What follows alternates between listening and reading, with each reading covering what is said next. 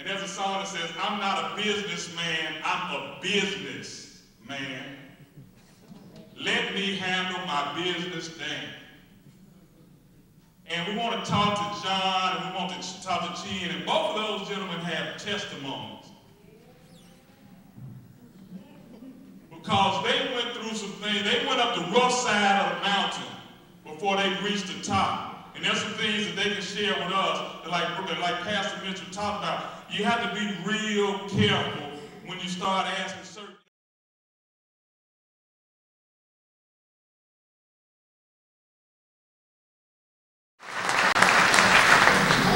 Give you a brief history. I'm an ex-convict, and I'm going to share a lot of information with y'all so y'all can leave here today and still progress in life. I know a lot of y'all probably got felons in your family or whatever, but I'm a convicted felon, and if you are a convicted felon, you can vote. I can vote, and you can come to the table after this, and I will get your email address, and I will share that information with you so your brother, sister, daddy, whoever can get their voting rights back. Also, if you're going to college, higher education, and you're a felon, you can get financial aid. A lot of people say you can't. I will also share that with you also. That question is, have you ever been convicted of a felon while receiving financial aid? Now listen to that question. It says, while receiving financial aid. Most felons have never been to college and never got financial aid. So, basically, information, knowledge is what's going to progress you to the next level. Some brief history about me. I'm an ex-convict. Went to a boot camp in Lewisburg, Pennsylvania, 1995. It was a $1 million cocaine case, and I went in court with a public defender. They talked about a public defender, but that was not my attorney. It was the largest cocaine bust ever at that time. No one had ever got caught with that much cocaine. Well, I didn't have to snitch on nobody. Everybody thought I was a snitch, but see, when God is your lawyer, people will think that. See, when he does something beyond man's thinking, they think it's some flip side to that, but he was my attorney. But they sent me to a boot camp. They select 200 people a year out of 100,000. There were over 130 self-made millionaires. They were people that worked on Wall Street, like Bernie Madoff, you know, insider trading. But the thing about these guys, they graduated from Harvard, Yale, Princeton, and they taught me business by the Bible. You know, the Bible talks about money more than anything. You know, it talks about faith and prayer like 500 times each. It talks about money over 2,000 times. So that's one thing they taught me. Also, after leaving there, 28-hour bus ride, I worked 17 hours a day, hard labor, while I was at that place. I got paid 4 cents an hour. So they gave me a 28-hour bus ride home, one-way ticket, $150. By the time I got home, I didn't have any money, but I had a dream. I had 2 women in my life. My mama, stand up. I came home. You know, I watch them every night, every day, or whatever, up until this day. But I didn't have any money, but what I did have, the highest level of wealth is not money. That's right. It's knowledge. The only difference in you, me, or someone else that's doing, and John is, he knows something that y'all don't know. I'm not the smartest person. I went to TSU. I scored a 15 on ACT after 3 times. I was in the LRC building, you know, the Learning Retarded Center. That's right. That's why I started out. I was like, hey, you know, valedictorian, Rebirth, high school kid. I went to TSU, graduated honors, working at Rebirth. I wasn't the smartest person. But the thing about that, you don't have to be smart to make money in this world. Right. All of y'all work for companies and the owner is dumber than you. So the thing about that, 74% of people that are millionaires are entrepreneurs. Now, we're at 74%. 10% are doctors and lawyers. I knew I wasn't going to be no doctor and lawyer because I was a convicted felon. Then I wasn't that smart in college. You got to go to college 4 years, then med school. So I knew I wasn't going to be that. Now we're up to 84%. The other 10% executives, like his wife works, HCA, you know, the Frisch brothers. I knew I wasn't going to be an executive. You know, work with the company 20, 30 years, and you graduate up, get stock options. Now we're up to 94%. The next one, 5%. Those are salespeople at the top of their game in different fields. I knew I wasn't going to do that. You got 1% left. We had 99%. Went 74, 10, 10, 5, 99. The other 1% that are not making a lot of money, millionaires or whatever, who is that? Beyonce, Jay-Z, LeBron James? I knew I couldn't sing or dance or so the greatest opportunity to make some money is entrepreneurship. Well, I don't know what I'm going to do. I only knew how to do one thing. I came home, no money, bad credit. My best friend messed my credit up. I let him use my name and social. He didn't pay the bills. Okay? I'm a convicted felon. I can say I'm a black man and all that. I had all the strikes against me. But you can't look at what's wrong. You gotta look at what's right. You know, the judge said, well, you'll never probably amount to anything. The only thing you're gonna do is have a job with your blue khaki suit and that. No, the devil is a lie.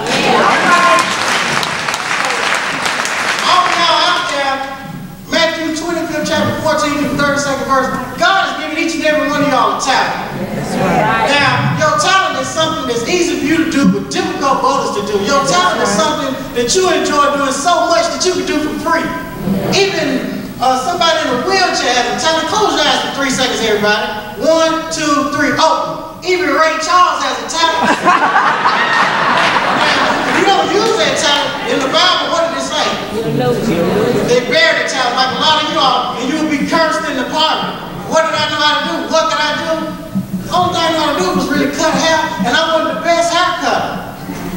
Now, I didn't want to stand behind no chair and work like a slave, arms tired, legs and all that, so I had to use my brain. So I started reading books. What books did I read? I brought a book list. All of y'all go to the back of the table. When y'all leave here, I'm going to give you that book list of all of those books dealing with money. Yes, I've had money, and I lost money. And yeah, you want God to bless you so much that they think you selling dope again. Yes, when God blesses you, people will think crazy stuff. Now, the number one reason why I wanted to succeed, it wasn't about money when I came out. It was about taking care of my mama. That's all it was.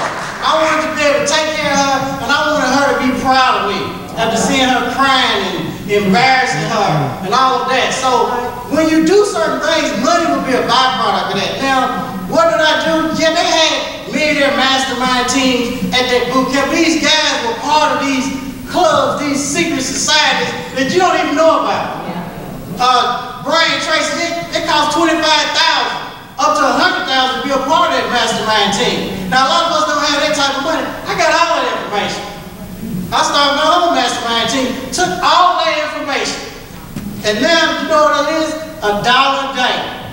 Every morning you get an email, it's talking about money, going to the next level, because if you don't have no money, you can't do nothing. I didn't have no money. Lived at a halfway house, slept on the car, stayed there for a year, rode the city bus. Veronica would come out there and bring me food sometime. Went back to college, took 42 hours the last year to finish. Why did I go back to college? For my mama, just to give her that degree. So she would be happy, that was for her. Now, on making money, people get rich because they do things in a certain way. There are plenty of people with barber schools in the whole United States, but they're not making millions a year. The government's not sending them $100,000 to $200,000 a month. Why? I know something that they don't know. Now, look to your left and look to your right. Now, you may be in the wrong circle. We got to change our circles too. If you're the smartest one in your circle, you got the most money in your circle, you're in the wrong circle. You need to be the brokest person and the dumbest person in your circle. And you got to change your friends, change your environment. They may not look like you. My best friend is a 62-year-old white lady. Yes, that's my partner, my ace group too. And she was running the school, pulling down $300,000 a month. This was back in the day, like 10 years ago. And we as Afro-American people, we don't believe what people tell us. We got to see it. And I saw them chicks. Then, as years progressed, they started wiring money to our account, and I saw that. And we became friends. Now, I had to figure out what was she doing. They always said, well, you can get them grants and financial aid, but nobody can tell you how. She gave me her paperwork this thick. I took it to Kinko's on West End, copied it, took it home and typed. How did I know how to type? Because I went to Maplewood.